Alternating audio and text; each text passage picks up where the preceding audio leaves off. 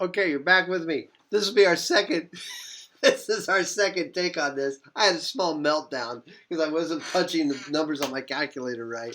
All right. Oh my gosh, I've just been a kind of a basket case the past week. I don't know. I don't know what's gotten into me, but anyway, in the circus act. Okay, so let's take a look at this young modulus thing. All right, so here we are, and then I've gone through and we'll do uh, one of the problems from your homework, and then we'll talk about the pendulums real quick because you got some pretty tricky pendulum problems, and then I'll finish with 68. I probably won't do that one until Monday because I've got another class to prepare here.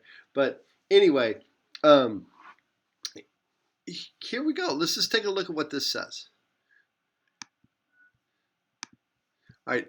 In a circus act, a performer supports the combined weight 1,080. So I'm going to write down the things we need. The force total force is 1,080 newtons.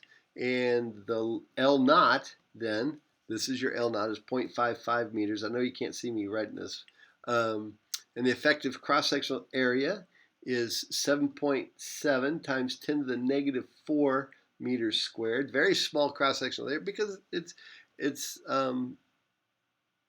just is. It's leg bone. Determine the amount each thigh bone compresses under the weight. Well, let's go up and go, okay, the compression, Young's modulus for compression, which is in newtons per meter squared.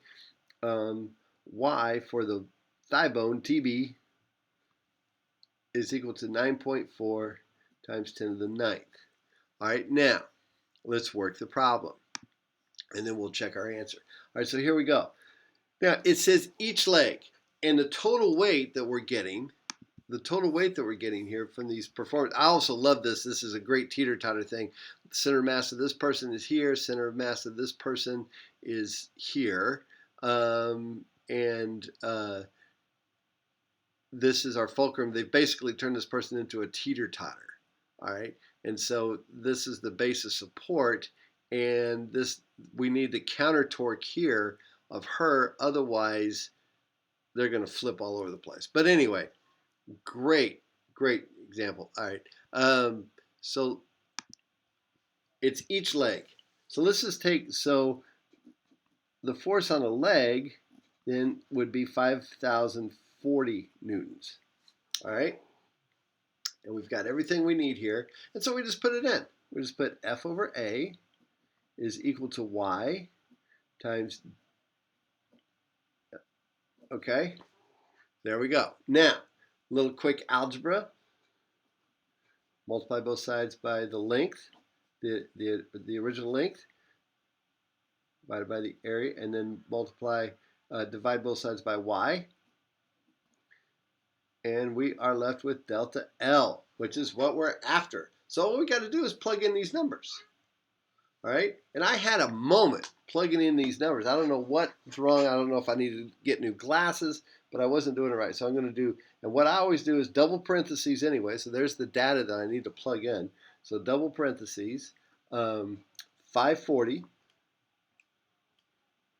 parentheses again because we're multiplying, times the initial length, 0.55, close that print, and then close that one. Now I'm going to divide this, double parentheses again, because I'm going to put the Y, which is 9.4, second E. I wasn't getting the E's in the last time, to the ninth.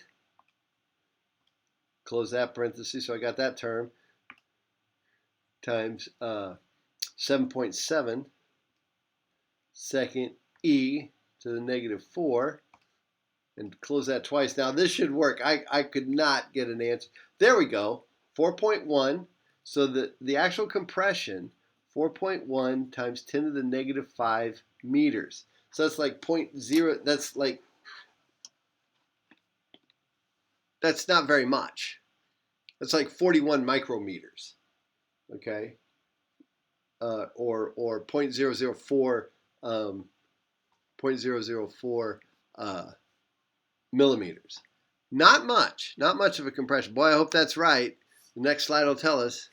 Yeah, 4.1 times 10 to the negative 5 meters. All right, so let's do one of your problems. Let's take a look at one of your homework problems that covers that.